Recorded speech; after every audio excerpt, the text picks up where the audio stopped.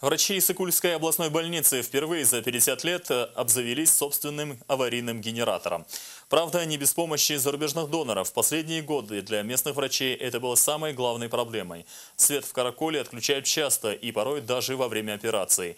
В хирургии и реанимации, где практически все оборудование электронное, приходилось вручную вентилировать легкие, следить за жизненными показателями. Часто и это не помогало. Во время перебоев со светом бывали и случаи с летальным исходом.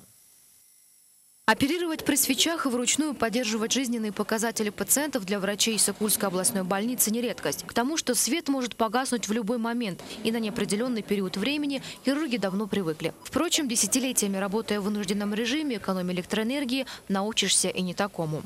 Больше 50 лет не было ни одного генератора. Только генератор имеется в гемодиализе, а у нас в больнице не было. Как только отключается свет, проблема с реанимационным валем и операционном столе. Господин Дуглас Григор сразу откликнулся и помог.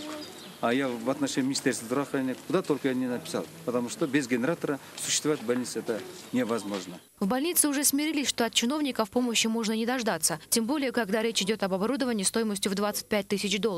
Потому и надеются все больше на зарубежных инвесторов. Вот и в этот раз откликнулся Кумтор. И врачи облегченно вздохнули. Спасать пациентов в экстремальных условиях – задача еще та. Все на электрическом. Это у нас оксимат.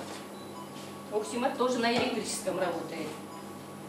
Индивидуально больному подается, то есть кислород дает больному. В отделении реанимации такой аппарат необходим каждому третьему больному. Сейчас уже можно не переживать, что из-за перебоев с электричеством медицинское оборудование может отключиться в любой момент. И тогда придется вручную вентилировать легкие. Но еще совсем недавно это было вполне обычной ситуацией. Свет отключали и на час, и на всю ночь. Мы уже поняли, как только свет общий отключается, он, оказывается, в течение 3 минут переключается автоматически. И мы в течение 3 минут, в принципе, ничего не теряем. 3 минуты это немного. Хотя оно много, но в данной ситуации, по сравнению с тем, что было, это отлично. Генератор обеспечивает электроэнергией только реанимацию и хирургию. Это основные отделения, которым необходимо бесперебойное питание. Особенно в летний и зимний туристические сезоны, когда количество пациентов вырастает в разы. Ведь здесь врачи должны действовать слаженно и крайне оперативно, чтобы спасти жизнь человека. В такой ситуации даже час без света могут обернуться трагедией. Гульнур Абдыканова, Давран Егамбердиев, НТС.